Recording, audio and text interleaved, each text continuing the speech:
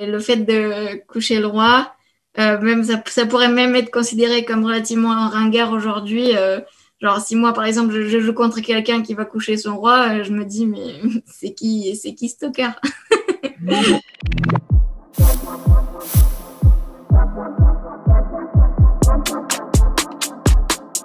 Le titre, c'est The Queen's Gambit. Ça fait référence au nom d'une ouverture d'échecs. Sauf que cette ouverture d'échecs en français, ça s'appelle le gambit de la dame en fait.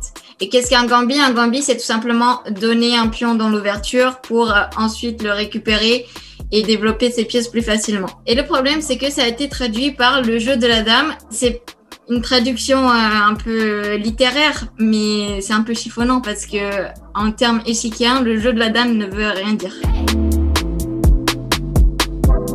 Je pense que déjà pour être un joueur d'échecs extrêmement talentueux, il faut commencer les échecs relativement tôt, mais d'un autre côté, c'est pas non plus absolument nécessaire. What's that game called? It's called chess. Will you teach me? Les échecs, c'est surtout peut-être 95% de travail et allez, 5% de talent, même si je suis gentille sur ce côté-là. Il y a des joueurs d'échecs qui auront des facilités parce que leur cerveau va être fait d'une telle manière qu'ils vont beaucoup plus facilement s'approprier, par exemple, la vision dans l'espace. Mais en général, je trouve que quand même, le travail ne peut pas être remplacé. C'est plus réservé à la classe, on va dire, haute des joueurs d'échecs. Ça s'appelle les échecs à l'aveugle, d'ailleurs. Entre deux très forts joueurs, ils peuvent se faire une partie sans les pièces. C'est tout à fait ordinaire parmi les très très forts joueurs. En vrai, ça s'appelle pas speed chess, ça s'appelle blitz. Donc selon nos termes allemands qui veut dire rapide. Mais peut-être qu'à cette époque-là, ça s'appelait pas encore blitz. Dans les années 60, je sais pas, les termes ont évolué. Effectivement, le blitz, c'est courant et puis les joueurs prennent généralement beaucoup de plaisir en faisant des blitz. C'est quand même plus fun puisqu'il y a moins de temps à la pendule forcément et puis on est obligé de prendre les décisions plus rapidement. On voit les émotions des gens quand ils doivent réfléchir rapidement. Ils n'ont pas la même maîtrise des émotions que quand c'est une partie longue. Donc, moi, j'aime beaucoup le format blitz, oui.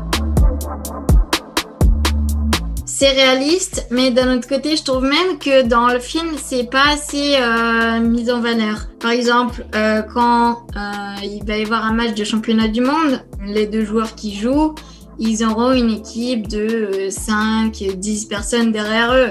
Donc, c'est ce qu'on appelle les secondants. Donc, les secondants, ce sont d'autres joueurs qui analysent pour toi des variantes d'ouverture que tu vas potentiellement jouer, en fait.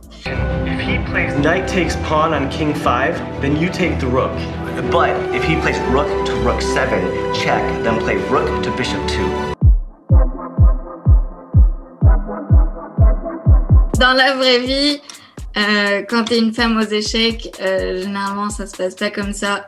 Clairement, les hommes, ils acceptent pas aussi facilement. Ça leur fait mal à leur ego en fait de perdre contre une femme. Moi-même, au cours de ma carrière de joueuse d'échecs, on m'a déjà dit plusieurs fois « Ah, tu joues bien aux échecs ?» pour une femme. Et ça, c'est typiquement la remarque que toutes les femmes joueuses d'échecs ont déjà entendue dans leur vie. Les jeunes joueuses arrêtent généralement à l'adolescence, soit pour faire des études, ou soit parce que elles se sentaient pas vraiment en sécurité dans le milieu. Il y a des championnats pour les femmes et pour les hommes. Les championnats nationaux, par exemple, les championnats de France, ce sont des championnats séparés.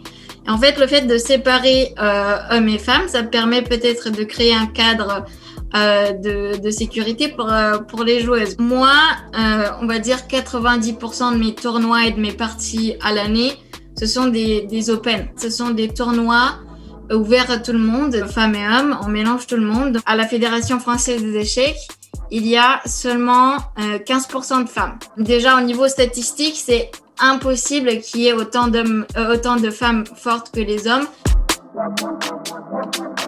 Donc quand elle est au Mexique, à son tournoi international, elle joue contre un petit Russe.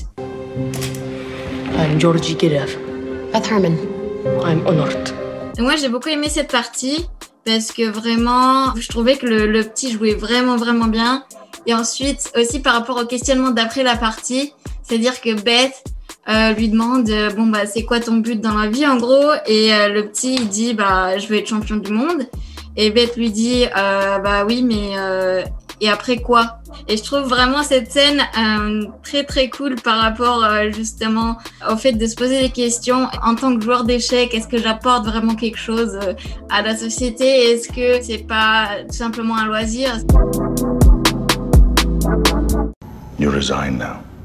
Resign? That's right, child. When you lose the queen that way, you resign.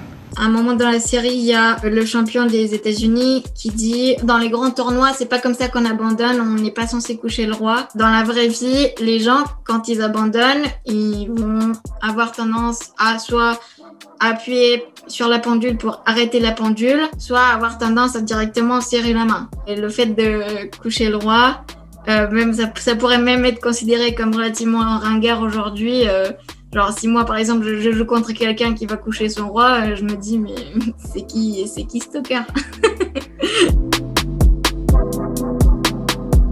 Tous les joueurs d'échecs que je connais, tous ils ont dit c'est incroyable, en plus ça fait de la pub de malade pour les échecs, c'est super cool. Dans la communauté des échecs, cette série a été acclamée par tous les joueurs, même la Fédération internationale des échecs. Normalement, quand on reçoit un titre, on reçoit le petit diplôme. Pour la petite anecdote, la FIDE a fait un diplôme avec Beth Harmon, reçoit le titre des grands maîtres. Alors que bien sûr, c'est un personnage fictif, mais c'est pour dire que la FIDE prend cette série très très au sérieux et tout le monde adore cette série en fait.